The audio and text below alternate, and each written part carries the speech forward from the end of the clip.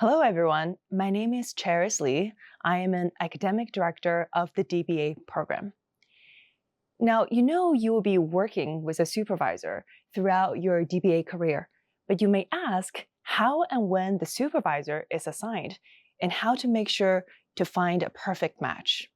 When we as academic directors review your completed applications and research proposal, we may already have one or more supervisor candidates in mind.